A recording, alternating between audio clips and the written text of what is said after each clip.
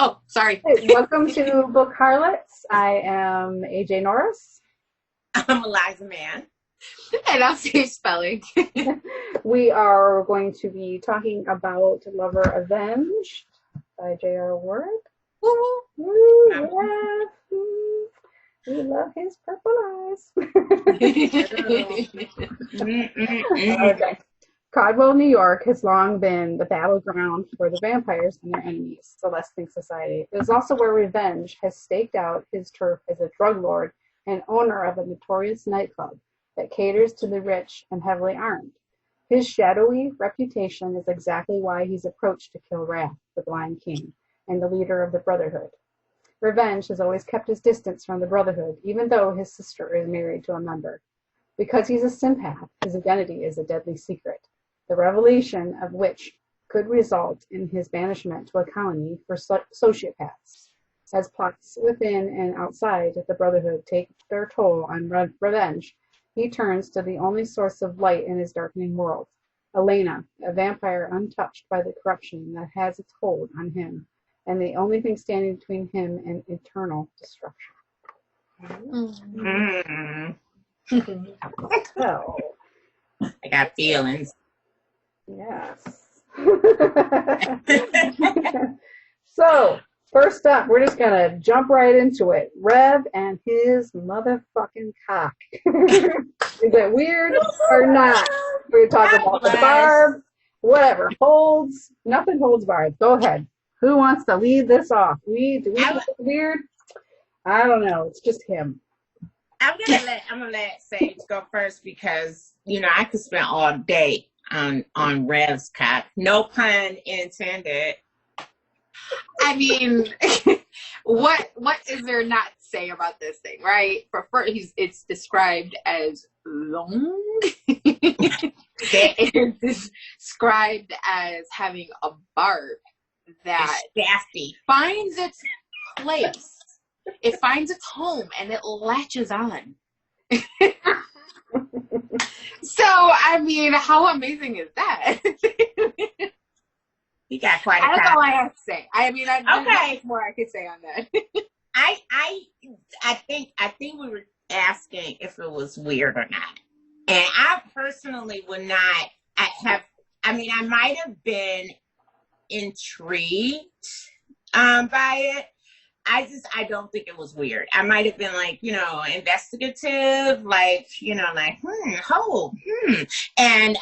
I don't think I would have found it weird. But it was hard for me. I might be biased because it's hard for me to find anything weird about it. I think it goes along the same lines of finding one that's circumcised or not, right? Like if you've never seen a circumcised penis, it's almost kind of going, what does that look like? And it's that intrigue more than it being weird. And I think he feared it as something to be weird because it's not normal for vampires to have, right? It's the sympath side, and it's what he wanted to hide. And so to him it was a deformity. It made him I can't even say the word today. Deformed. Damn it, deformed. Deformed or different, not necessarily deformed. Right. I don't think he thought he was deformed. I think he just thought that he was different, and that it was something that that females wouldn't really like. That I don't know. He feared it. Yeah. He did happen to say that the first female that he had that he didn't even realize it. She didn't even think anything was wrong with it. She had a good old time, But wasn't she a prostitute though? She was, yes. And she was a prostitute. So in his whole all of his initial sexual experiences were with experienced women and sex workers essentially. So I think maybe sex workers have a different reaction, and I think that probably led him to believe she was paid, so she probably was just I love this, and she would say I love all of this because she was being paid for the experience. So I think that's probably fed into that a little bit too, because he just had a warped sense of sexuality because of all the things that he had been through. Right. So Rev is dominant, but what was it about him that made him repugnant to vampires? Was it his reputation, or them sensing he was half sympath? Yeah. I mean, do you think that I don't know. To me, I felt like it was just like his aura that, because there are people that didn't know his reputation that he would meet, and they would just be kind of like shaky around him. Like some dogging would be shaky around him, or like the nurses at Haver's clinic, I think more of it was because he was kind of stoic and they couldn't really read his shrewd expression. And and he didn't talk to the other nurses, but with Elena, he talked to her because he just, for whatever reason, felt more comfortable around her. So, and because I don't think vampires can sense sympaths, it's just, they just worse stuff. And they just, I don't know. I think his aura, it's just his way, his sexual predator, I don't know, ness just comes out. I think it was a little bit more than that. I think it's his package, right? So you see this like mole hog, his coat, his cane. He has this like his presence. He's 6'6", right? So he has this like presence about him that that dominates a room. So besides all of the other stuff, you have that to add with it. But I think you mentioned the way he talks to Elena, and I think Eliza has something she could share with us about how he was talking to Elena. Oh my God. Let's you to read it. So we were talking about this. We were talking about how dirty he was, like when Elena first, when they first encountered each other in chapter 5, when she came into the room, and she had been through a lot that day. Her father was kind of tripping, and she got to work and all of these things. And I do think his interactions with her were probably different than they were with other people. I do wonder why he got like so ballsy kind of with her and was saying things like, okay, so I'm gonna go. Yes, do it. We were like, should we read it? We shouldn't read it. But I do kind of wanna read a little bit of how nasty he got. And I don't want to read everything, but I mean, really, you could just start with the beginning because he is very bold with her. He's like, do me. So, okay, so let me get in. So she comes in. So she's coming into the room. So just set the scene up. So she's come in. She's exuding a facade of confidence because she is shook about going into this room. So she says, "How are you this evening?" She said, as she looked the patient right in the eye. The instant his amethyst stare met hers, she couldn't have told a soul what had just come out of her mouth or whether he replied. Revenge, son of Rampoon, sucked the thought right out of her head, sure as if he drained the tank off her brain's generator and left her with nothing to catch a mental spark off of. And then he smiled. He was a cobra, this male. He truly was. Mesmerizing because he was deadly and because he was beautiful. With that mohawk and his hard, smart face and his big body, he was sex and power and unpredictability all wrapped up in, a big black pinstripe suit that clearly had been made for him. "I'm good, thank you," he said, solving the mystery as to what she'd asked him. "And you?" As she paused, he smiled a little, no doubt, because he was fully aware that none of the nurses liked being in the same enclosed space with him, and evidently he enjoyed this fact. At least that was how she read his controlled, hooded expression. "I was going to ask how you were doing." Elena put his chart down and took her stethoscope out of her pocket. "I'm very well." "You sure about that?" "Absolutely positive." Turning to him, she said, "I'm going to take your blood pressure and your heart rate." He said, "My temperature too?" "Yes." "Do you want me to open my mouth for you now?" I'm sorry. It's so dirty. He is so fucking dirty. Okay. All right. Elena's skin flushed, and she told herself it was not because that deep voice of his made the question seem as sexual as a lazy stroke over a naked breast. No, pity. "Please take your jacket off." What a good idea. I totally take back the pity. All right, I'm gonna stop there because hot and bothered. But he was a bad boy with Elena, and I think he just knew he could be bad with her. Something about her put him at ease. I think that was the whole thing, and I think that's how, what made their relationship special. He could bring things out of him. She brought things out of him. I'm sorry, I'm still flustered. Baby. I know. Are half sympaths sociopaths, or society just ingrained that label on them? So I kind of feel like it's both. I think that it's by reputation, but it's like judging somebody by their DNA rather than their character. And, we know how that's not, a good idea. So, and so I don't know. I just feel like it's both. And then society telling you that you're this bad person all the time, I mean, it's just it's just gonna be in your head too. Even if you've done nothing wrong, you're still gonna believe that if that's all you've heard all your life.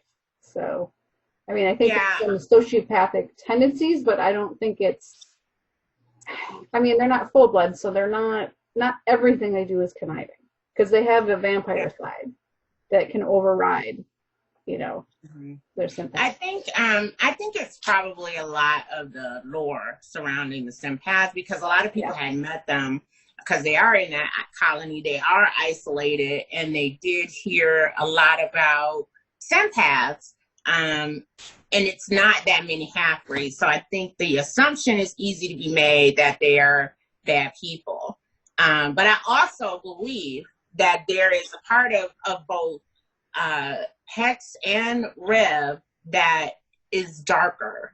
I think, we see Rev loving to fuck with people. Like, he fucked with Fury, that, when Fury was strung out on his red smoke, he fucked with him. He does get a sick, twisted, like, surge of pleasure. I don't know if it's sick and twisted. I personally like it when he's like fucking with people. So I think that is definitely a part of his sympath side, and it makes sense that he would have that as a character trait. But I do believe that a lot of what they're doing is camouflaging so that people accept them, and I think it is hurtful. So. But it's also, you got to think about, like, if you always know what somebody's emotions are towards you, it's going to affect how you view the world, and it could corrupt your thoughts, So at least give you a jaded sense of who other people are. Like these, they fucked up anyway. Because you could have a fleeting thought or emotion that isn't really who you really are or how you really feel. It's just, sometimes you just have fleeting thoughts that just, for whatever reason. So. Yeah. What you think, Sage? I agree with both of you. There's a persona that is attached to being a sympath, with the whole, like the derogatory term they use with them, with the sin eater, and so there is that around it. So they automatically feel like they're bad people because of what makes them different. And they do things to tone it down as well, right? So you have Rev with his dopamine, and you have Hex with her Silas, or whatever it's called, so that they can tone down their sympath behavior, right? But they do enjoy doing shit, right? So, but I feel like they enjoy messing with people. I mean, they'll tease people that are not bad people, but they do get off on hurting bad people, right? Like, it almost like, remember Dexter, the show? He was a serial killer that only killed bad people. And I feel like that is kind of how they are. They don't hurt like the good, nice people, and you see how compassionate they are to people that are mistreated, that don't deserve it, but they get off on hurting someone that was horrible. Like how they were like, nice, you killed Grady finally, good. You know, like, so they do, it's that mentality where it's okay to kill someone, and different than our actual society here, right? Where you just don't kill. You know, if you are a criminal, even if the person is a criminal. Their mentality is more like, if they're bad, it's okay to get rid of them, you know? So I think that it's like two folds on that. Yeah. Agreed. Yep. So yeah, not sociopaths. I think we're all saying. Yeah. I think. It took a while for Rev to understand that he was that his bonded male was stronger than the dopamine in his sympath side. Why didn't he recognize it right away? So this, I kind of thought like he was just surprised because he's like, "What's that smell? Oh wait, that's me. Oh shit," you know. What is that? And you know, he didn't think that he'd be able to get hard because in the past he's been, you know, impotent because of the dopamine, but obviously that breaks through. So, I mean, I don't know. So, what do you think? What's your take on that? I think he didn't expect that response to anyone. I think Rev kind of inherently saw himself as bad because he was the product of a bad mating, you know, with his mom being raped by a sympath, you know, and how he came to be was essentially just, you know, bad. So I think he never expected anything good to happen. So when he bonded to her, it kind of took him just unaware, and he was like, "What the fuck? I actually bonded." And then my dick got hard. Oh my God. So I think that took him off guard. I mean, I don't think he thought he could be with Elena as like, you know, just a regular dude falling in love with a girl. Yeah, and I think, you know, it's like the scene where, you know, he gets hard and he, like, after he's like pleasured her, and you know, he takes off into the bathroom because and she sees that he's got an erection, but you know, and because he just didn't. I mean, it kind of goes to this, like, what was his problem? Didn't he, you know, why was he afraid to really touch with her? Is it just because he was trying to keep her at arm's length? You know, if he had sex with her, then it was just crossing the line. It was more than that, though.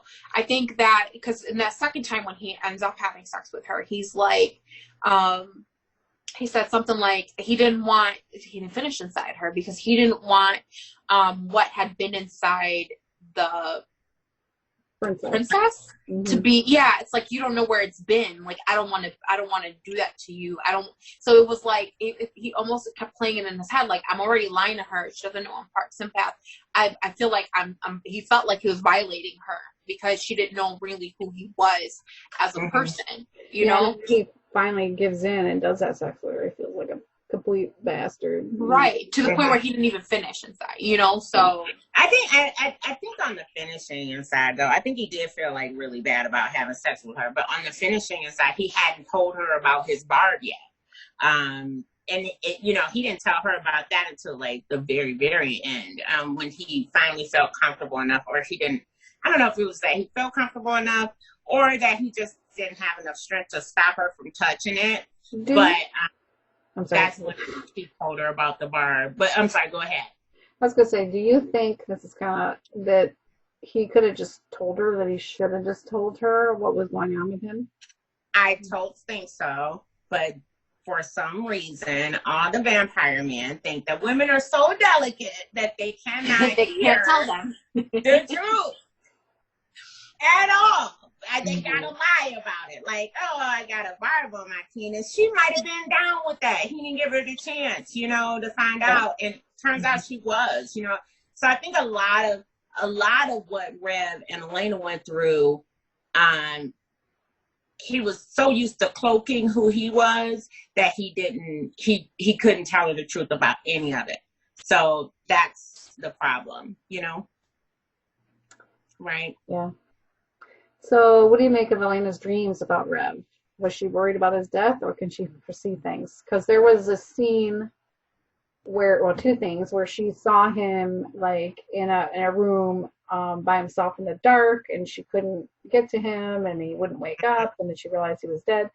And then there was another one where she saw him in the sympath colony, but she didn't know that's where he was, but where he was just the same thing happening to him, and you know, he was cocooned, and he just, you know, no matter what, she couldn't get to him. And I don't know. It's like, but these were things that happened before, and so that, and also it's like, is it a premonition or is it just like a warning? Mm-hmm. Or is it both? Yeah. You I go don't first, know. Sage. Well, I mean, I feel like when it happened before, it happened with Marissa, right? And I feel like once, how this world only talks about males being bonded, really, but I've always thought about the fact that I think that the women bond as well. It just, they don't have like a scent, or they don't have that type of thing they do to their mates. So I feel like it was part of, they can feel that they're in danger, almost like she had this sense.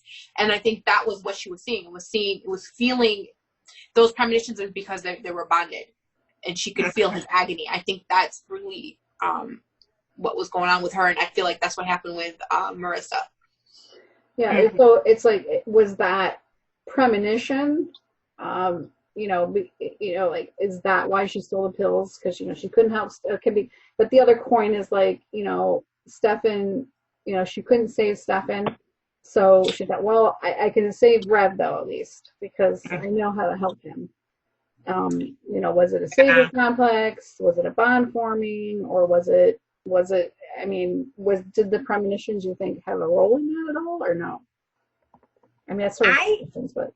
I honestly think that there has to be something going on with them, with the women that we are not hearing, because it did happen a couple of times with, with two heroines in this series, where they can kind of feel, wake up there, AJ. It's just this gloomy day. We're all like, oh my God, I'm so tired. But yeah, I do think that for sure something is happening on kind of a ESP or extrasensory level for these women. And it does seem to be influenced by really good penis. And I think that's what's happening. They're like, oh my God, this is the best sex of my life. And now I can see the future. It hasn't happened to me yet. I'm just hoping and wishing and praying for the day. But they hadn't had sex when she had the first dream about him. But he went down on her scandalously. Yeah. Mm-hmm. And she has seen it for sure. Okay, she saw that. We'll go off a little topic for a minute, but Elena's father didn't seem to be able to light candles where other vampires can with their mind. Was he just too old, or was it part of his mental condition? I think he was mentally incapacitated. Like, a lot of his stuff wasn't working. And I also think that there was definitely something with her father in the flame, even though it wasn't said on page. She went through the house and made sure that their gas appliances were gone. They had replaced all of the candles with, when they got the new house at the very end. So I think it was something going on with him and like flames. And I don't. He set their last house on fire. So. Right. So I think for sure. Yeah. So that, but, yeah, I think that's why. I think he just didn't do it, and it was related to his illnesses. Yeah. Yeah. Agreed. So, why do you think it was so easy for Elena to just write Rev off at the onset about what the princess said and what Rev revealed to her at Zero Sum? When she had already seen how kind he was towards her, but yet her initial reaction was like, he's sympath. I laid with a sympath. How disgusting. And that was kind of like, I don't know. Is it just because it's ingrained to have this prejudice against sympaths based on nothing, based on not on their character, but on just their DNA, which is another thing. It's like, it's a prejudice of them. It's like, well, why? I mean, that isn't the person. Yeah, okay, he does these things, but hey, well, maybe he has a reason. He's so kind. I can't imagine what's going on. I don't know. I think I was very disappointed with Elena's reaction because everything she knew of Rev at that moment, up until the Sympaths, up until the Sympath princess walked up to her, he was kind. So I'm not exactly sure why she didn't give him a chance to explain himself, because my first reaction would have been, well, he's always been nice to me. And I think she was kind of trying to give him the benefit of the doubt. And then and because she was saying things like, oh, well, you know, when she left the voicemail, she was kind of like, hey, this weird chick came. Can you tell me what's happening? And then when she got to sum, it kind of just flipped off. And she was like, I don't even want to be alone with him. And I'm like, who are you, bitch? I mean, okay, so I'm a little passionate about that.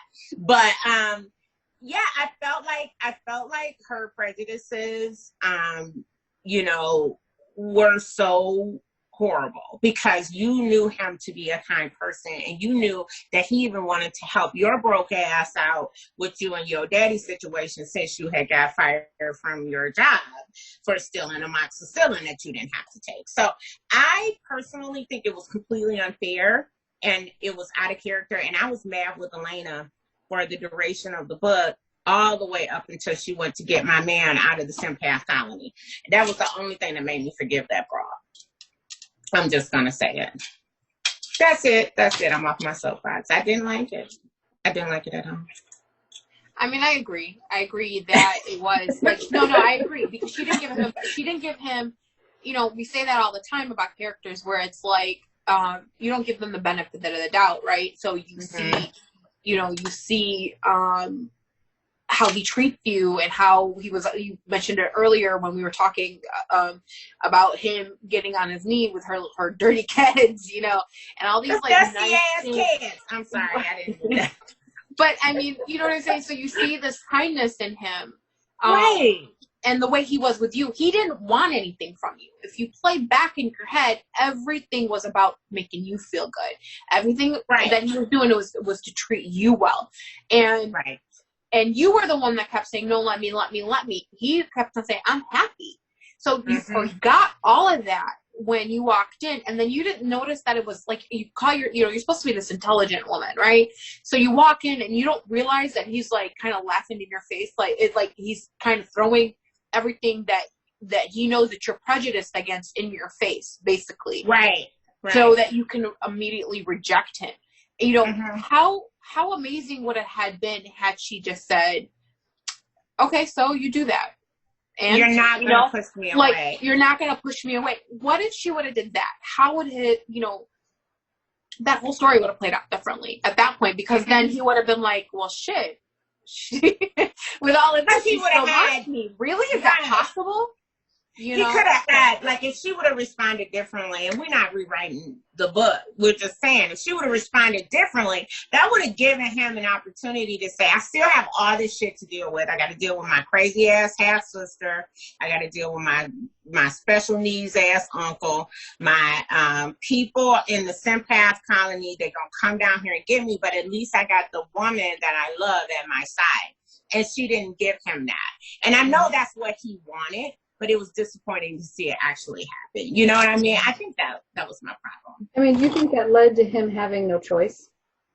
You know? Yeah, I feel like if she would have reacted differently, he would have had choices. I do understand why he did the things he did.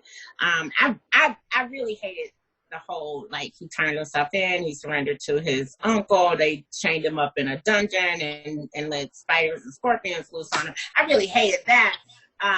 But I do understand why he did it. I think he was protecting people that he loved, which he has always done. He's always tried to protect his mom and his sister. And then when Elena came, he tried to protect her, you know, and he's always carried the burdens of the world because he felt like, you know, he was kind of born a crime. And I think, I love that about him. And I think he was like, if it comes down to me or them, it's always going to be me. I'm always going to take the bullet. Oh, my baby. I'm sorry. I was sick the whole book. I was just like, oh, woman, if I was his woman, life would have been different for real. So he just didn't have a choice, and unfortunately, because the things that happened kind of made that decision for him. The affidavit, the email from the sympath bitch, and he just what a skank. Yeah, what a skanky whore. So I guess we kind of agree that okay. The scorpions. Do you agree with that? That he goes up to the colony, and he immediately gets hit over the head. And of course, he runs into Lash first, and he's like, "What the fuck are you doing here? I thought you were dead." Blah blah blah blah. We'll talk more about Lash later, but and he goes up there, and his punishment, he gets I'm thinking the anchors were here, in his shoulders or something. Yeah, they were I felt like they were around his bone, because if they weren't, wouldn't he have fallen after a month? He had been up there for a while, so I felt like they were kind of. I think what it was embedded in his flesh. Yeah, it was kind of hooked, into his shoulder, and around the bone and muscle. Yeah. So, Poor guy. And it's surrounded by scorpions and spiders, and he was basically going to be tortured like that until the sympath princess died. But we'll go into more of that. Forever. But it's it seemed just especially tailored to Rev, this punishment. It's just everything, the walls, the ceiling, the floor, his whole body was cocooned in this millions of spiders and it was a sarcophagus so disgusting. Oh my god. Of insects. I don't know how to okay, so let's stop talking about it. We went on. Stop. So Sage, you go first. Was that for him? You didn't get to answer the last one. Oh, the question was that tailored for him? Was that the question, AJ? Yeah, it had to be. It would have to been tailored because he is very strong, right? He's, and they had to do something to where he couldn't escape. And doing that type of thing, the scorpions, and I mean that is the only way to probably stop somebody like Rev. So it had to be tailored for him. Yeah. I think they read his mind and were like, we don't like that shit. Let's do it, because they love fucking with people, right? Yeah. So that was their whole thing. It was especially gross for me. I'm not an insect person, but I just didn't want my man hanging up from the ceiling. I'm gonna remind y'all again and again, this is my boyfriend hanging up from the ceiling with bugs all over. It was gross. That was almost so far. What's the grossest scene in this book? In this series, I think it had to be. It was this. Was it this, or wasn't there something pretty? Anything with bugs is going to be the number one on my list. Gonna win every time. Anytime. Well, I don't know, something to do with the sympaths and the whole colony ain't right. So stinky. I could just whenever you read the sympath parts, I'm always having this because you know what roadkill smells like. You smell rank roadkill before. Have you ever taken a walk and you walk by? You drive through the skunk. I'm sorry. Not skunk, but roadkill. Oh God. It has a very rancid meat smell. Yeah. And then you we don't have to go further. And then you have this Can we fast forward this conversation? I'm sorry. I'm ready to walk out the room until you guys are done. I'm like, yep, we can stop. Nope, we're not talking about that. Let's keep it moving. I think those sympaths are pretty gross though. I think they do it on purpose though. Well, I mean, they're rotting flesh, basically. So, I mean, it's going to stink. I think they enjoy making people uncomfortable. And that's their whole, MO. And I find it interesting that the evil is represented by, the rotting flesh, the stank is the rotting flesh, but the sweet smell is representing evil. Which I think so. For all the time, though. Yeah. Throughout the book. Yeah. But I personally don't love the smell of baby powder either.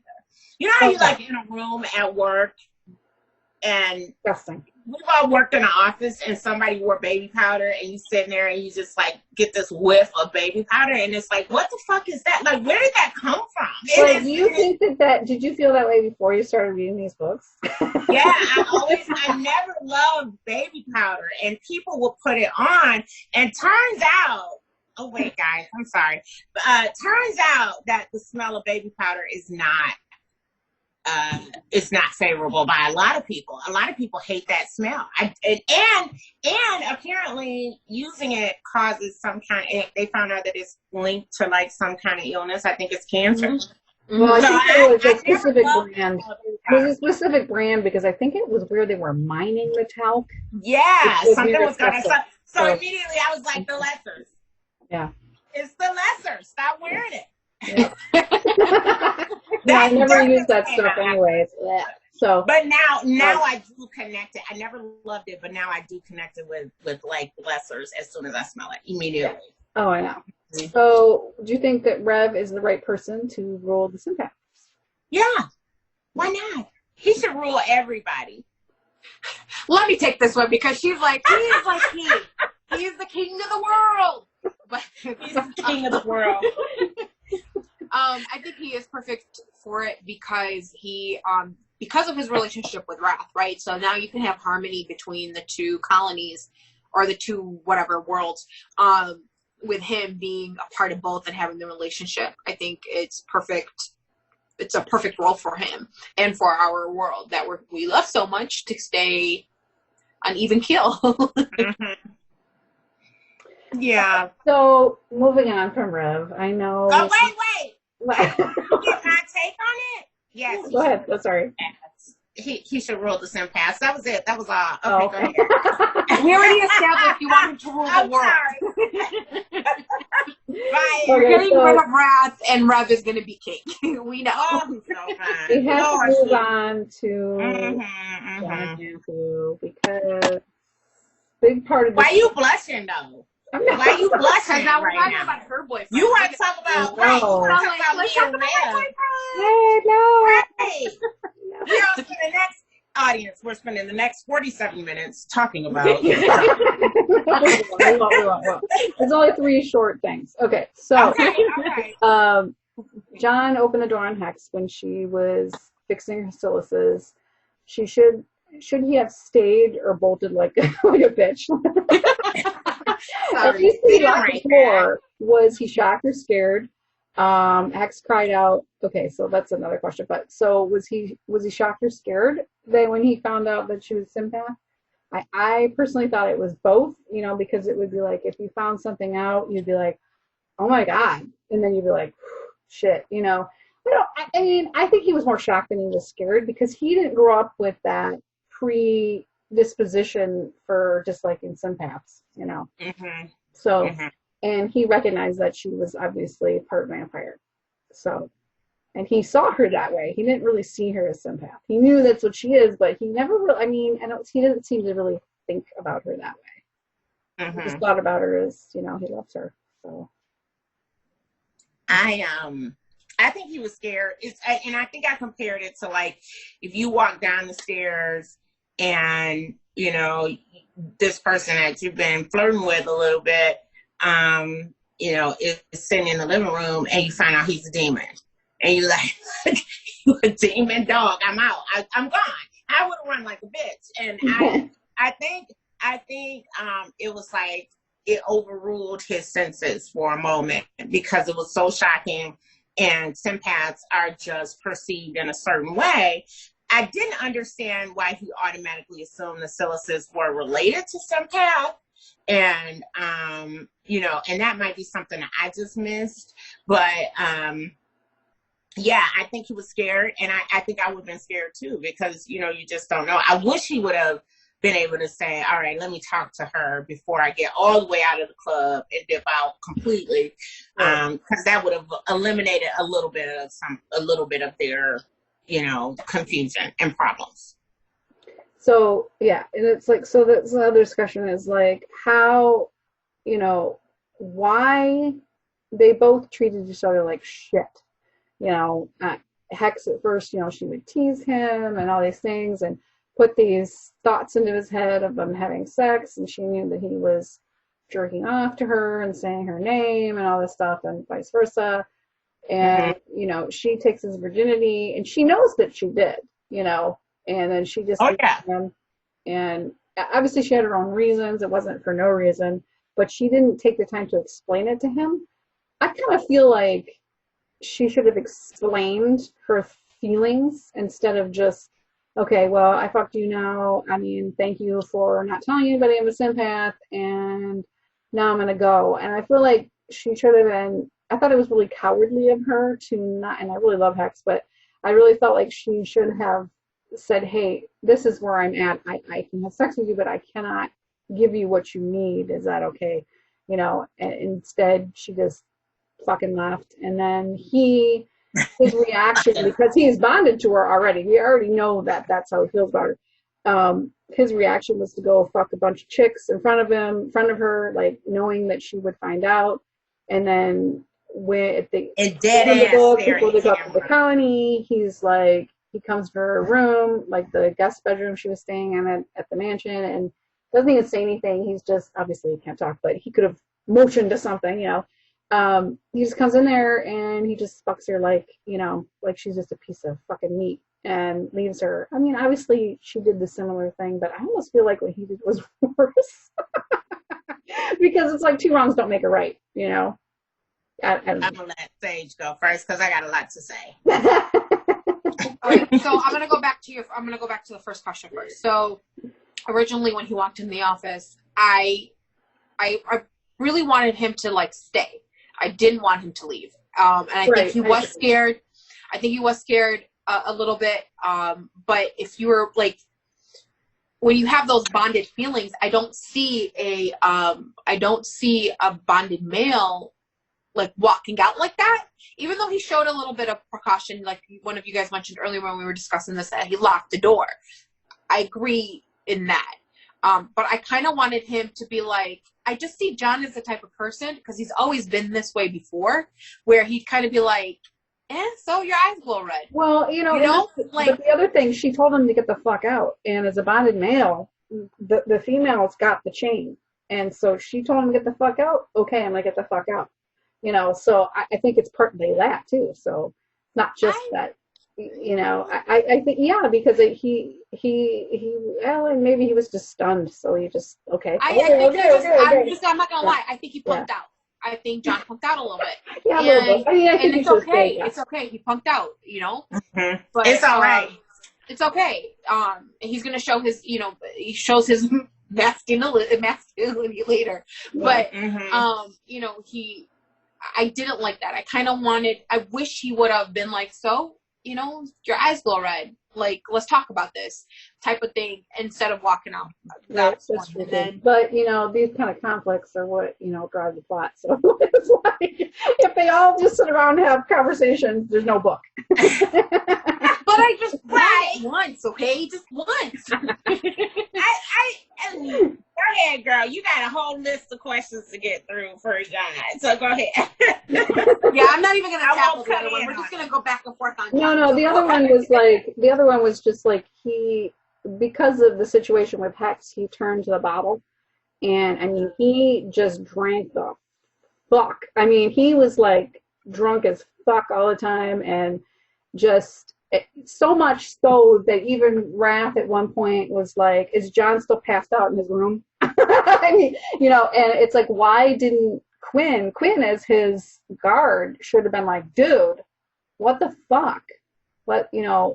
What's wrong with you? I think it's even more than, I think it's even more than just Quinn or Blay. Even like the older brothers, right, are watching him deteriorate himself and kind of like not really saying anything. Obviously they don't know it's about Hex. They think it's about Tor probably. And they knew, because they knew how upset he was when he left that second time. Right. So they're putting it together, but it's almost like, I mean, this is like a whole month of binge drinking. Because the way it picks it up, right? It's like a month. Right. And like nobody decided to say, "Hey, John, Hunt, come here, son," because they want to And sun they him usually any do other the fuck time. out of him, so it's kind of Yeah, an they want unusual to sun thing. him any other time, but they don't want to talk to him then. Like, Yeah. and then you're allowing him to go fight after he's been like hungover and drunk and like. Oh, but they So let Fury go when he was high, so I mean, it's really... yeah. So I'm gonna say this. I think John was being a functional alcoholic. I don't think he was like sloppy with it. I think he was sloppy when he was having sex with those women. I do not believe that he should have taken his ass back to Zero Sum and been like, I fucking text in the monitor while he was boning these girls with Quinn. But I also don't believe that Quinn is any type of moral person to be like responsible to give anyone good advice. Quinn has always made questionable decisions. And I think we meet Quinn, even when we first meet him, he's questionable as fuck. Like he just went into the store, they were shopping, and he just went in and banged a chick. Like Quinn is always gonna be that bad decision maker. Mm-hmm. Like, you want to go bang some chicks in the bathroom? Yep, I'm ready. Let me get my shot. He's always going to be that guy. But what surprised me was Blade. And I think a lot of the brothers are always making bad stuff. Like, cause like who's gonna tell them not to drink? V drink a bottle of Grey Goose every day. But the person who surprised me was Blade, and I think Blade was just caught up in his own feelings, and that's why he didn't say anything. So, because poor Blade, we'll talk about that later. But you can see that he's going through his own thing. So I think he just didn't have anybody to turn to, and Tor was again, bulimic and caught up in his shit too. So I just think he didn't have anybody to turn to that would have reached out and pulled him out of that free fall spiral he was in, because they just don't handle the talkie well. Okay, so now we have to talk about our least favorite subject, Flash. I'm like, who? Going back to Rev? So why do you think that? So Hex sees him in the cemetery when she's avenging Chrissy Ann, and why don't you think she mentioned Lash to anyone? I mean, I kind of understand why she didn't mention it to Rev, because she really see him much, and she knew something else was going on with him, and he's not also in the Brotherhood, so why would he, he wouldn't care, he wouldn't do anything about it, but maybe he would have told his brother-in-law, Zadist, but I feel like she just kind of thought that it was Brotherhood business, and she just figured they knew, and it seems like she's always known more than them. It doesn't, I don't know, I feel like there's other instances where she's known more than them, maybe not in this book, but and then Lash is also attracted to Hex, which almost seems unreasonable, like out of character. I mean, he dislikes her because, like, he says, oh God, it's really hot that she just killed this guy and shoved his dick and balls in his mouth. I mean, he, for some reason, and I love her reaction to him, where she was just like, he was hitting on her, and she's like, you're pretty, what's wrong? Don't you want to keep your set?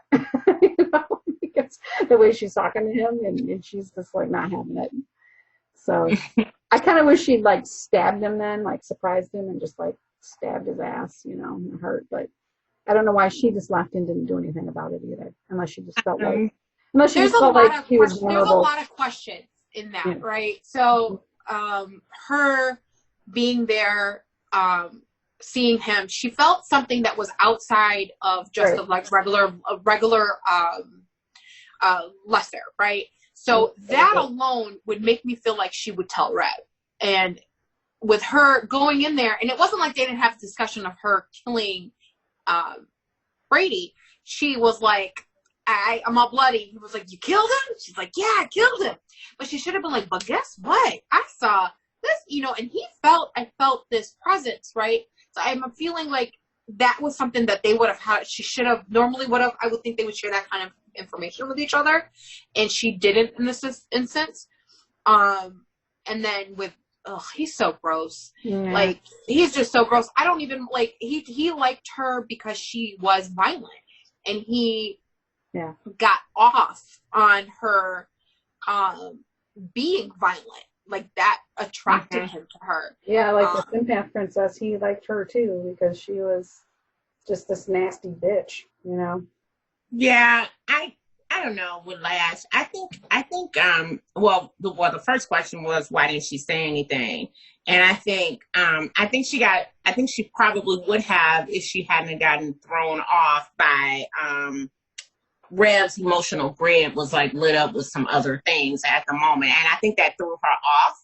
And it probably at the time for her seemed like a non-issue because, you know, the kid was supposed to be dead, but he doesn't equate in their lives, you know, and nobody had put together that the raids had occurred in the way that they did. Like the Lessers knew everywhere where they were wondering about it, but no one had put that together. So I don't think she, you know, had enough alarm at that moment because other more pressing things were going on. Like Rev was about to, you know, fake his death.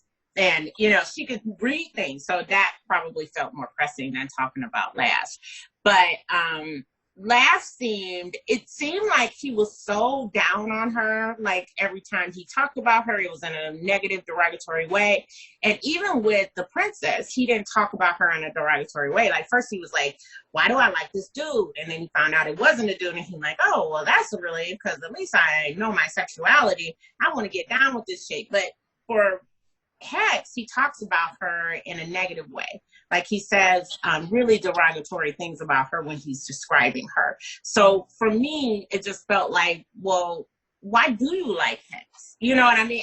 It just didn't feel right because I think he wanted the princess for a different reason than he wanted Hex. And he's just a sick fuck, and we'll probably get into more of that a little later. Well, yes, probably because yeah, well, you know how he describes the fighting that he has with he liked getting with the princess, like he got off on her.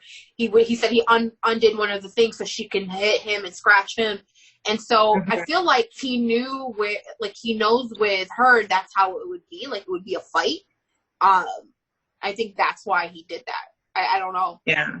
I think he seemed more sexually attracted to the princess. Mm-hmm. than he did with Hex. Well, maybe he just perceived the princess as more feminine. I don't know. That bitch more feminine than Hex? Oh. Well, I mean, you know, he's a sick fuck himself, so, you know, he's twisted.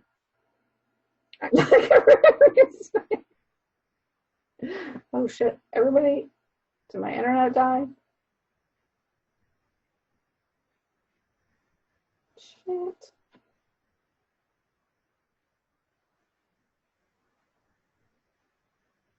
Let's do it. Hello. So we have a little bit of a snafu, so we're back.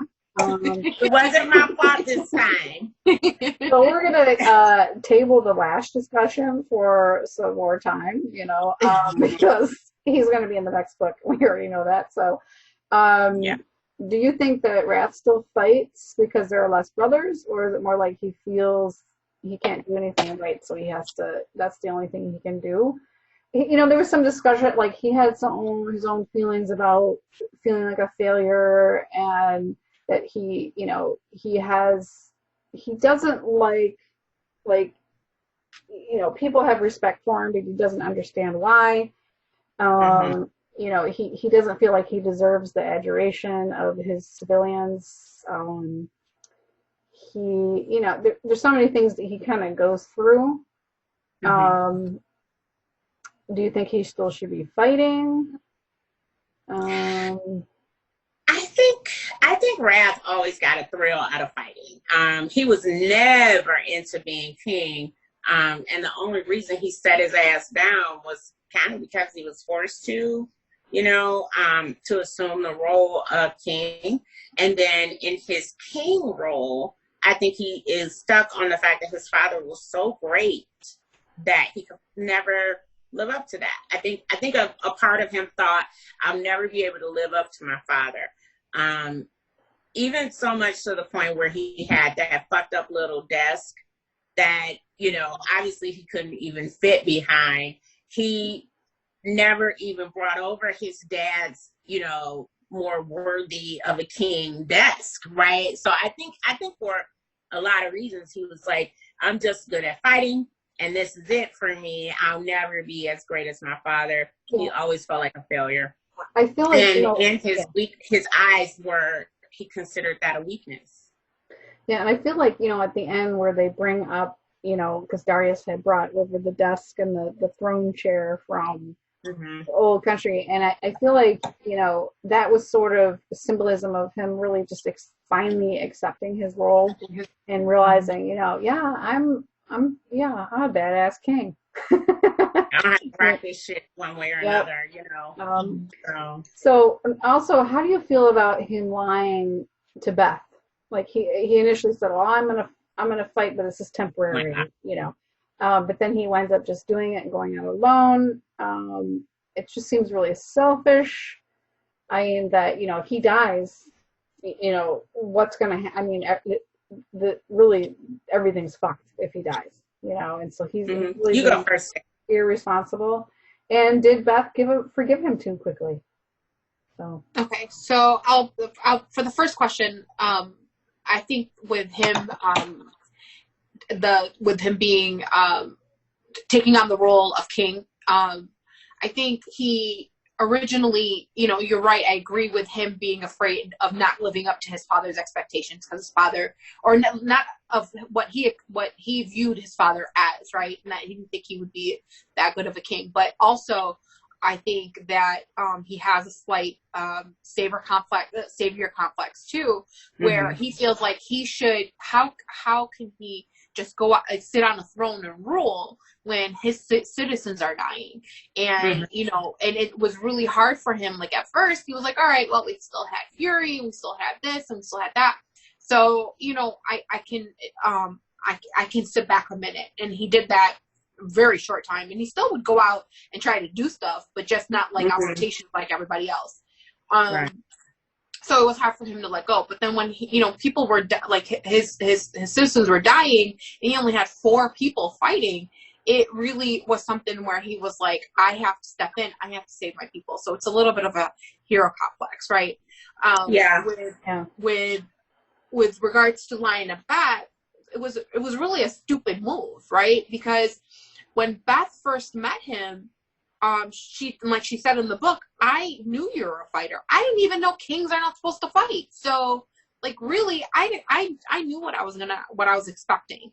And for him to lie to her, it didn't make any sense. And not just to lie to her, but to lie to the brothers. It was like he knew they would be upset, but it just didn't make any sense for him to do that, right?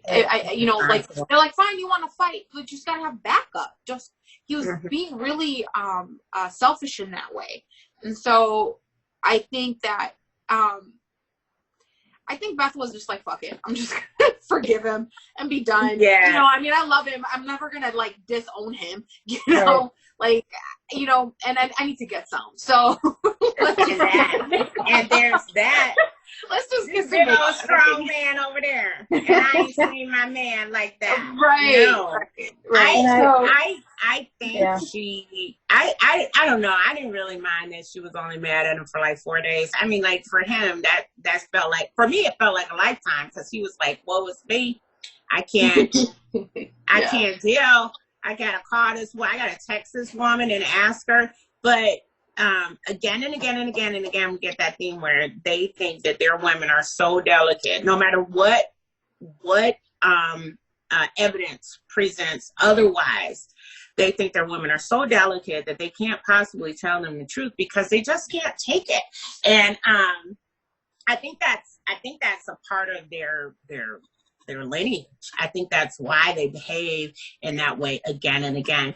And we see that it's more of a protectiveness than necessary. I mean, obviously it's ingrained in how they're raised, but I think it's also protectiveness, you know, that they feel. But it's, yeah, sometimes it goes overboard.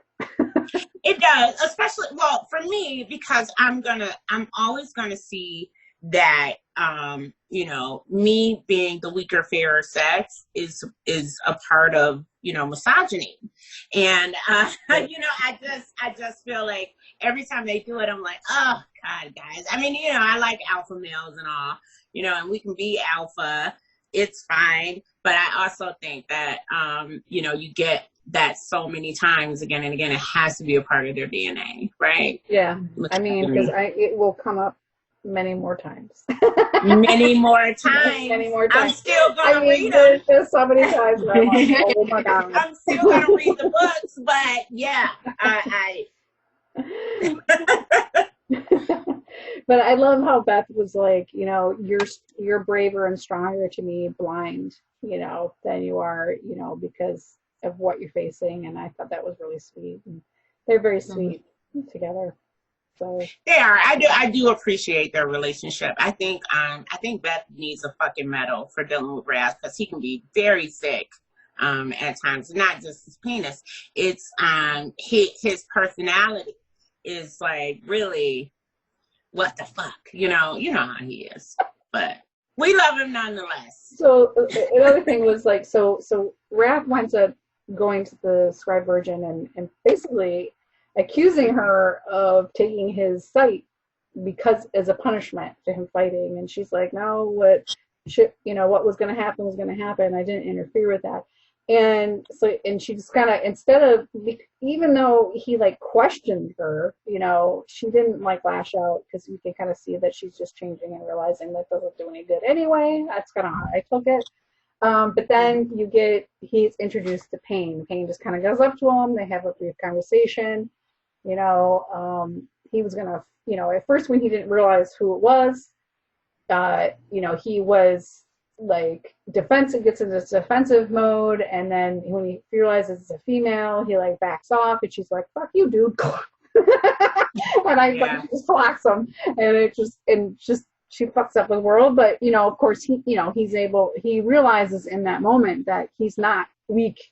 He's still, you know, his hearing has kind of replaced his eyesight. And you know, I just love Pain, how, you know, she's just like, I'm bored. Like, he's like, I'm bored. Yeah. And, right. And I just love how she's funny as hell. I don't think I had a much appreciation for her the first read through as I do now. And I'm actually excited to read her book now, because I don't know. She's a badass. She's another female that I really like. So, because she's just funny. Yeah. I think Pain is one of those women that is not, oh God, I can't say too much. She's just surprising. She's always surprising. And I do really like that about her character. In the same way that I like how Hex is like very, like, I'm just not gonna subscribe to your fucking old school notions. Fuck your misogyny, brothers. You know, I really appreciate that as a feminist. I am very feminist, and you know, that kind of makes me feel good reading these stories when you see women who aren't just breaking that mold. You know. Yeah. So, well, we're still on Raph. Unless you have something else to say, you want to say something, Sage? Yeah. No, I liked how Pain really got offended when he realized he took down his guard when he realized that she was a woman. Like, she really got mad. Like, I still want to fight, what? You know? So I really like. Yeah, I think that was it, though, right? Like, that was what made her want to fight him. When he turned around, he was in his fighter stance. She was like, "Oh shit, that's what you here for?" Okay, bitch. I mean, I'm sorry, that was over the top. Go ahead, Sage. But no, but that was her exact reaction. And then when he, you know, she's always, now we know that her mother kept her locked up. We know for whatever reason, you know, she obviously is a trained fighter, so we don't know why or what happened with her before that, but she is a, you know, she's been locked up and with all women, which like really like women that, you know, point to that misogynist views that they have on women, right? So for her, she's like, I'm sitting here with these girls. There's nothing to do. I'm bored. Let's fight. And then when he treats her like that, that's when she snaps. And I love that about her. But I also, you guys mentioned Hex with that too. And I loved when they were walking to go save Rev, when she was like, I can't, he has to lead. She was mad that Vicious was leading, and she was like, but whatever, I'm second. And I'll just do what I got to do. Like, she was mad that she was pushed behind, and she, she wants her place. And I think that Pain has that same mentality, and I appreciate that there are women like that in this world. Yeah. I think it needed it, because we have been through. So we're on book 8. Are we on book 8? 7, I think. 7? Yeah. So we're on book 7, and it's been 6 books of, with the exception of Hex, it's been 6 books of,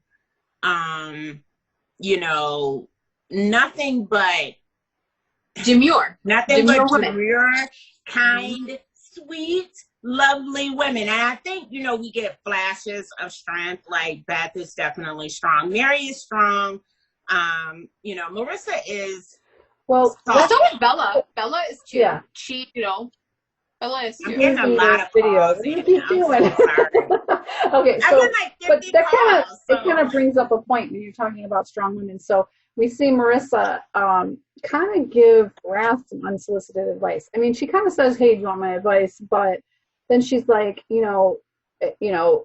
because he's like, he goes to Safe Place and says, "Hey, have you seen Beth?" And she's like, "Yeah," and she tells him where he is, because probably out of respect because he's the king or whatever. But she's just like, well, and you deserve it. For how you. But if anyone has the right to tell him. If anyone has the right to tell him outside of Beth, it's her, because she's his ex-wife. And she gave him some really good advice, and I really love that. She was just like, don't come off as a hard ass. She needs to remember why she mated you, not the reasons why she shouldn't have. And I thought that was really, really great. I think Marissa and Raph have something that, aside from having one of the longest relationships in the book, whether we acknowledge that before or not, they were together for 300 years. And that's longer than he's known a lot of the guys that were fighting with him. And Darius is gone, so it might be the longest relationship that he's had, right? So she gets to tell him that, like, and he needs to listen to her, because, she knows what she went through with him. So I really appreciated that she was able to give him that advice, and I even more so appreciated that him with his thick skull listened to her, because he's just stubborn. He's a stubborn ass man. I love him though. I do. I love Wrath, but he is stubborn as shit. So let's just talk about Saxton for a minute. We get to actually see him on page this time. And it's funny. So when I first read this, I don't know, I had a different view, and I remembered it wrong. So I thought originally when I read this, it was that Saxton had read the affidavit about Rev, and he hadn't. And I don't know, for some reason, I don't know why I remembered, maybe when I was reading it, I read the passage too fast or something, I don't know. But so I was kind of pleased to learn that, Saxton hadn't read it. So he didn't know, what was going on. And I liked him, and how he was bold enough to be like, hey, and saying to the king, hey, if you ever need some help, I'm here. And I thought that was really cool that he's a very nice person, very refined, but yet personable. And I don't know, I just really liked him. And I really liked that Raph picked up on the fact that Saxton had a little crush on V. It was kind of cute. That was cute. I think I was so happy to see Saxton, because, even though I have some boyfriend issues with Elena, she kind of needed a break. I was still angry at her, very much angry at her when Saxton showed up.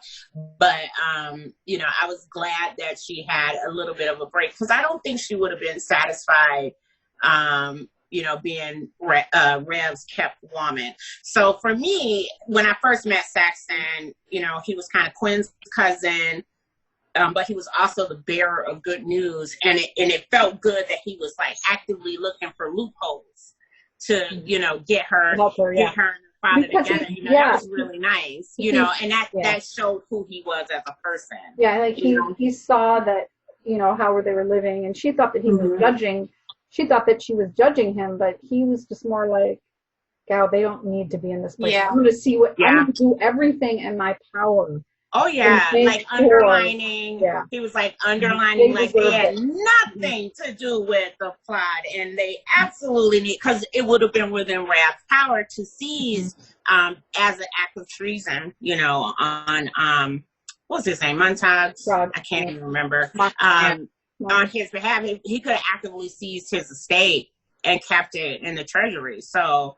I mean, that's how royalty And works. I think that it was good. I think it was good that they met Saxton before the letter, right? So they already knew his character. So Raph knew that he wasn't just buying him a line. He knew what kind of person he was. So when he was writing that, he knew he was speaking truth. You know what I mean? Right. So I like that we saw him first in a different situation before we saw him there. That we were and I think it made it easier transition. Yeah, it was good. I really I really like Saxon, and he's fashionable, and he's my friend in my head. So yeah, that's my bestie. I think of all the people in the mansion, I think me and Saxon would hang out and have mimosas and shit. I don't think he lives there. He doesn't live there. But oh well, yeah.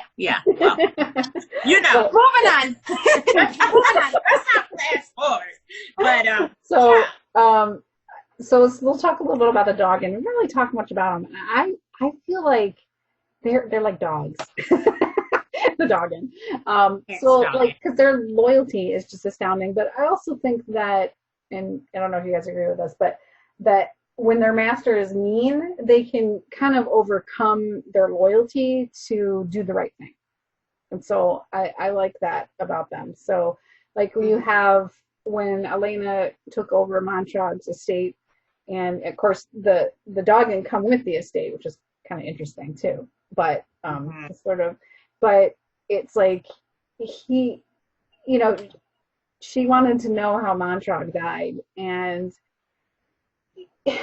I don't know. I just like how the one of the maids told her. I guess I don't know what her title was, but told Elena what happened, and and we see this also when Rev was going to go.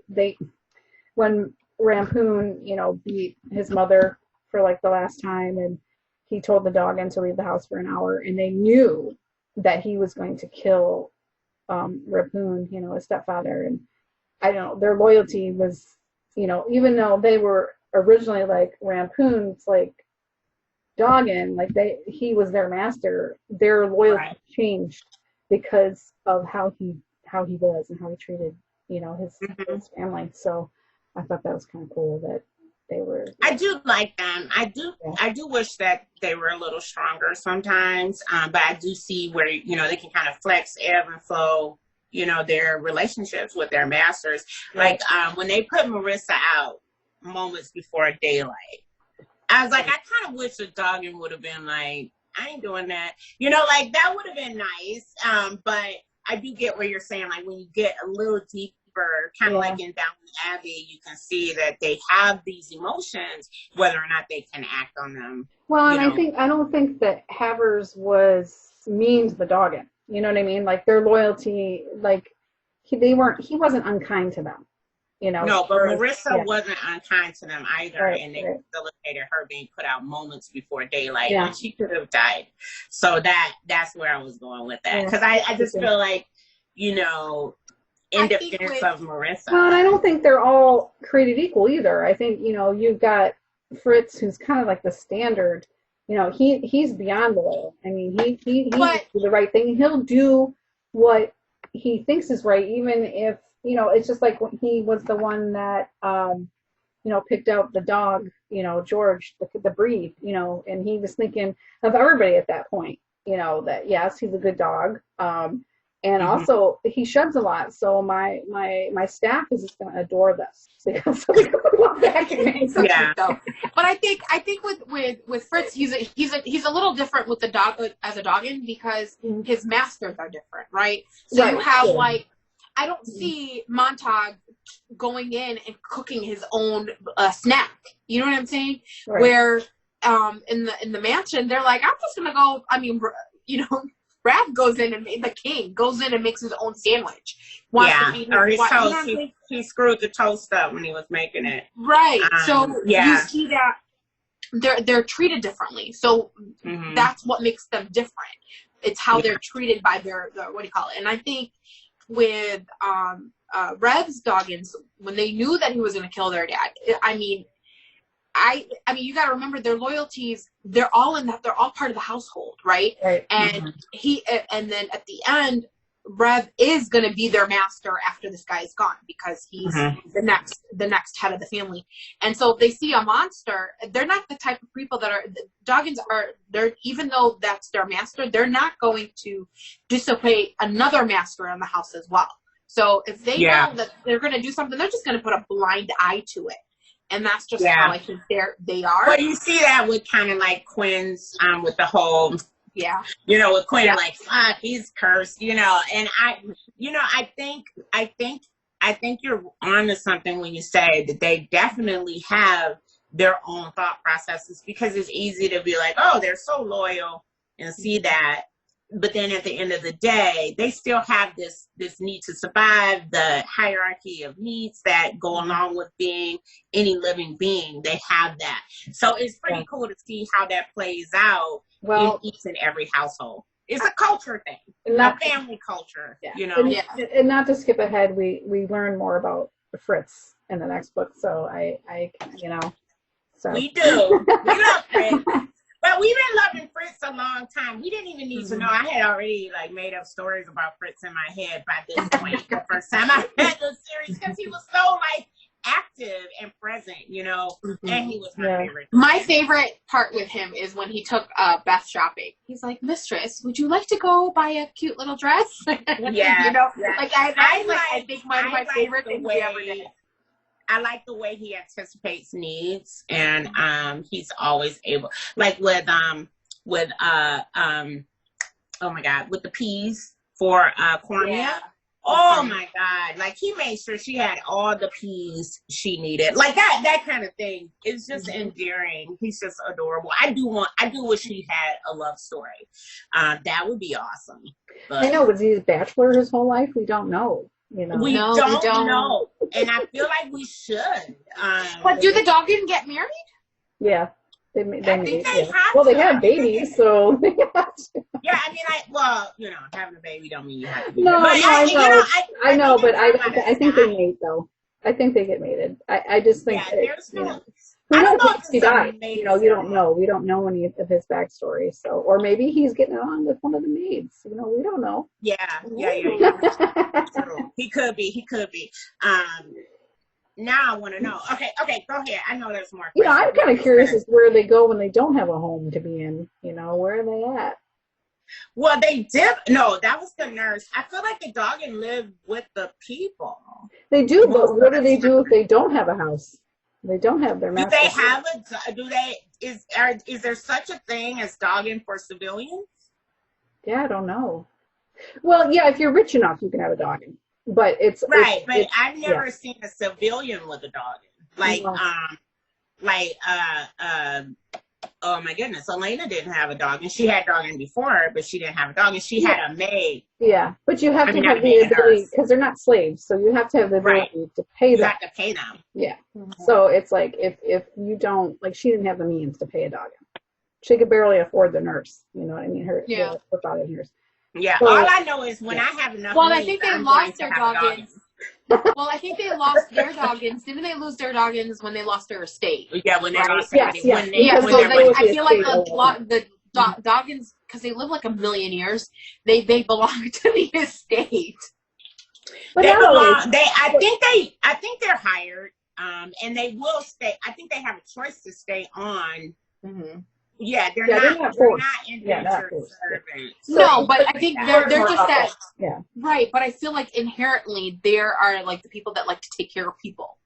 Right? Yeah. Right. Mm-hmm. They're like, I think loyal dogs. They're golden retrievers. Stop it. I feel bad talking about the dogging in this way. I feel like the dog is unionized. No, but I don't see that as a bad thing because I love dogs.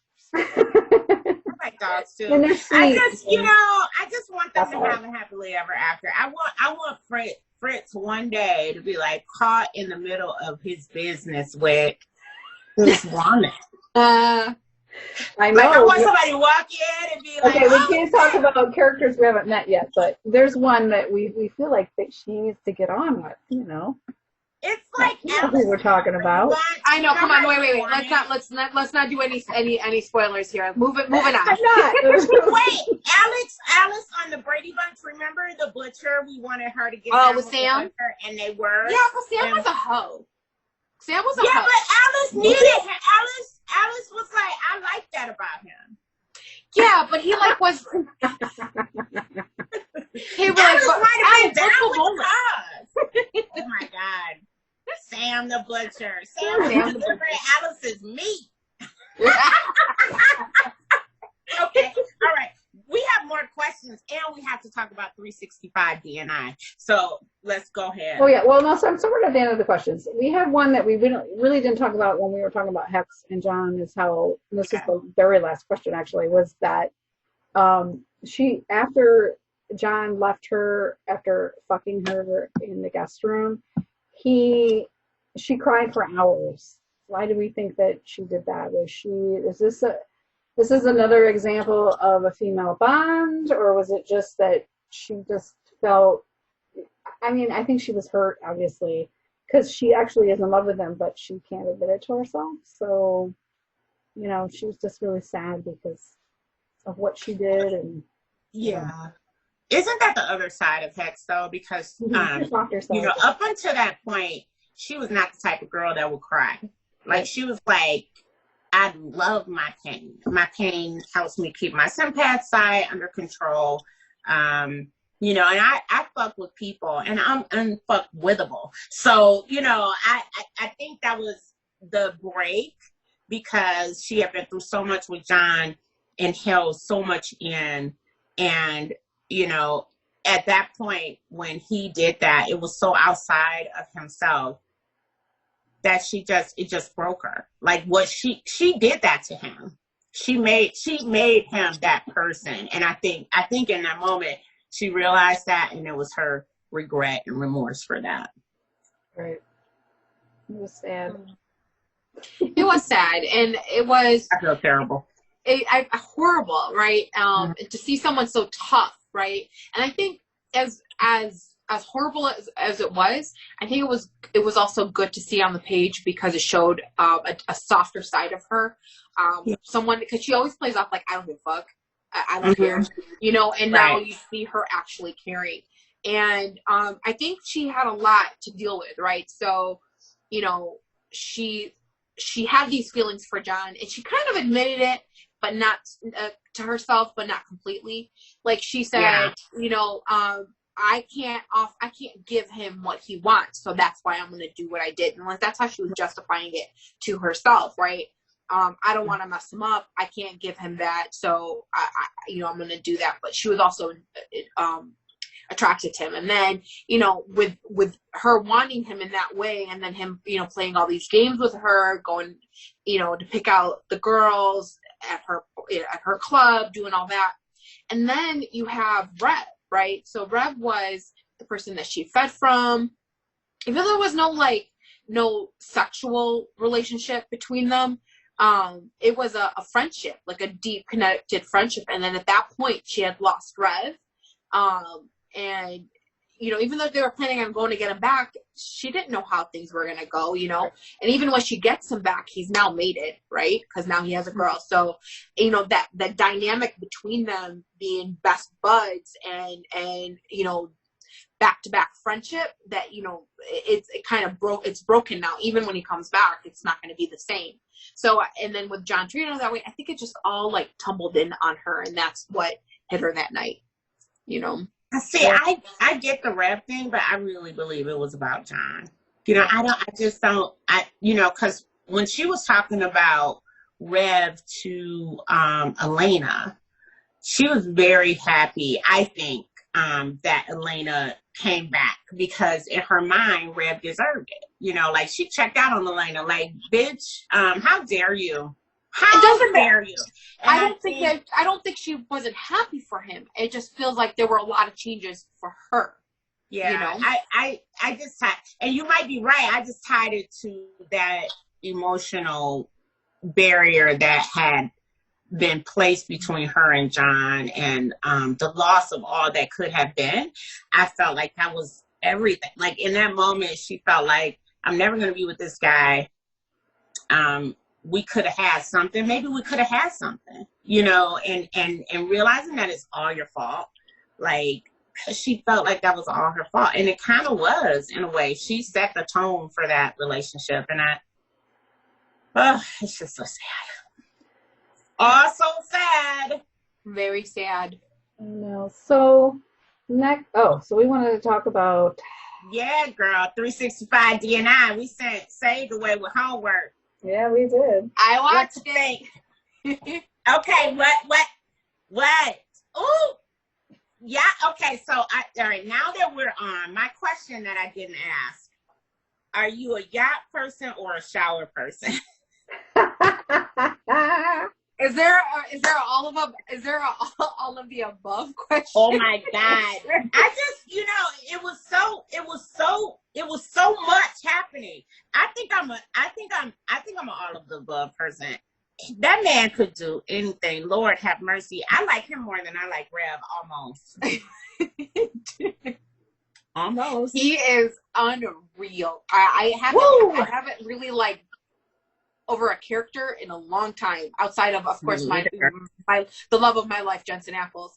Outside of him, I have had a actor that I was like, holy shit. I mean, he's holy just shit. Yeah, that's holy like there's no other word for it. Just holy shit. Woo. He was woo.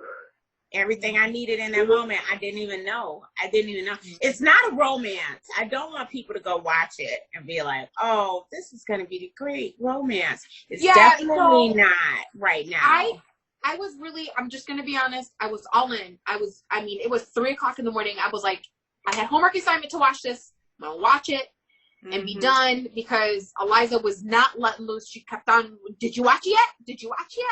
Ooh. Oh. But all the way up to like 5 minutes in, we were good, right? Right, but I was like, I stayed up 5 at minutes 3:00 in the morning for this ending. So, like, just know you're going to be devastated in the end. Well, you know what? I read some spoilers about it, because this is actually based on some books that were actually it's 3 books. Author, but it wasn't. She doesn't die. So you just wait. Don't know you just spoiled the shit out of that. Like you didn't write anywhere. What happens? I mean, all you have to say is there's a part 2. There's a part 2. There's 3 books. It's a trilogy. It's fine. It's fine. We agreed not to spoiler BDB. We didn't say shit about 365. And apparently, that is true. And apparently, right? I don't know how reliable the source was, but apparently, she gets it on with somebody else. I heard that. So since we're spoiling, I heard that he turns out to be a bad guy. Are you serious? No, I don't think so. No, I swear. They said he turns out to be a bad guy. She ends up with someone else. And so I don't know how true any of this is. But I heard, but I also heard that he gets her back, but because she gets kidnapped is what happens, I guess. And so he gets her back, but she's just kind of broken from the experience. So I don't know. Oh, I see. I don't know. I'm not liking this. I'm not liking this. But it's not. It's an erotic thriller. It's not a romance. Yeah, they so the thing is, I went looking for the books. They're not in English, and I can't read Danish. I just It's Polish, I think. Polish. It's written in Polish. It's a Danish story written in Polish, and I can't read it, so I'm screwed. We just gotta wait, hope, and pray that Netflix comes out with another. Come on, hit Netflix if you're listening. Hit Netflix. Yeah, no, I guess we should say where we watch it is Netflix, but yeah. The point of this exercise was how hot was the sex scenes. And I'm going to tell you that on a scale of 1 to 5, the yacht scene, oral sex, the shower scene where he grabbed her by the back of the neck. Number 3 wasn't even sex, but I felt like it was. When he said, "Are you lost, baby girl?" Every time he said that, I quivered. "Are you lost, baby girl?" And I can't even hear that with a straight face anymore. Number 4 was definitely the bed scene where he was like, "Every time you move, your legs gonna open wide." What? That was awesome. Woo, and number 5 wasn't sex either, but it was the dance scene when they did the sound. What was it? The sound? I don't even know what it was. It was just hot.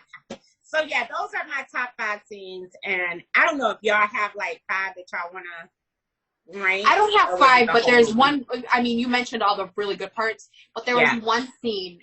There was one scene that I loved was after he saved her. And he brought her to the bed. So that first moment when she was like, he just looked at her. He was so heartbroken and so sad. He was like, don't tease me right now. He didn't have it in him to have her fuck with him. And that scene, it was like, that was romance. That I think that's what, that's what I am. I'm a romance girl. Mm-hmm. So it felt good. That felt good. Yeah. It was satisfying. They should have ended it there. How about you, AJ? You got some scenes. Yeah, and I like the shopping scenes. They were funny. Oh, the shopping scenes. Those are fun. And then, when she meets his parents and he says he's a gangster. I think I have to. I like the veil scene because you guys made me feel bad that I didn't pick a non-sex scene. So now I feel terrible. Well, you mentioned all of them, so we had to go outside of that. Well, so then the favorite non-sex, like with no sex, was the veil scene when she came out with the veil on and her best friend was there and the bodyguard was there, and it was so heartwarming. That was the best. It was a good movie. Just turn it off 5 minutes before the ending. Soon as she gets on the phone in the car, hang up. Just hang up. Just end it. All right, that's it. They get married happily ever after. Woo-hoo. We're all done here. Yep. And it's sad because she's pregnant, and so how's that going to play out? And you just killing it. Yeah, I forgot. I really feel like these poor people shouldn't even watch this movie anymore. We are very sorry. It doesn't matter what the fuck the plot is. The sex scenes. We'll put in the let's put in the comments that we spoiled the shit out of 365. Yeah, we're gonna have to. We're gonna definitely have to because we really ruined this movie. So you guys feel really sorry, but it's not really ruined because the sex scenes alone are completely worth it. Holy shit! That movie was number 1 on Netflix for like a week and a half. Mm-hmm. I think it was all the romance authors, and we were like, notes, let's get the notes. Let me rewind that. Okay, I'm rewinding it one more time. It's all for research. All for research. My favorite question though is, where was the driver for the fucking yacht? Because it was people on that yacht. It wasn't just the driver of the yacht. It was like the driver of the yacht, the man, the old man. The old man. They dropped him off. They dropped the old man off. His uncle. When did he drop him off? He dropped him off because they showed him somewhere else during that scene. So. Somewhere in that bus. I think they were alone. He knows how to drive that yacht. Child, I was so distracted. I didn't even drive well. Gonna be honest. I didn't see them drop the uncle off. I did not. I'm pretty sure they did. I don't remember. I don't know how. They were in the middle of sea. They threw their ass off and gave them a inflatable raft. They were like, "Get out of here." We finna get Your buck donut. wild. It's on and popping. And it was. Woo! Okay, I'm not gonna talk no more about this. I think we should leave that. Okay, There's not gonna be nothing for these people to watch. Next week we will be doing what's the next one? Lovermind. Lovermind. Lovermind. I don't know how you forgot that. Next week I'm gonna do the moderation because AJ not gonna be able to concentrate. I'm just being honest. This her man coming up. Oh my God. What is Saige's man? We never discussed. Zetas was mine. Zetas is mine though. So we got through mine really quickly. Mine was I just adore Zetas. And I love Rach too is my second. I mean I love them all. But my favorite is Zetas. Right. Yeah, I think and it bums me out we don't get another book with an actual book for him other than the novella. We don't really get you get Father Mine, but for Rage you get the Beast. And then there's even more of him in for Rage it's the Beast, and then there's the Christmas one. They're in that story too. Oh yeah. Where Winter Finds You? Yeah, Where Winter. Yeah. So those are my boos. Yep. Mm-hmm. So, okay, so next week. So, anyway, if you have any comments or questions, put them below. Anyway, like, subscribe, and share. Yep. Yes, please. So, till next week. Bye. Bye. Bye.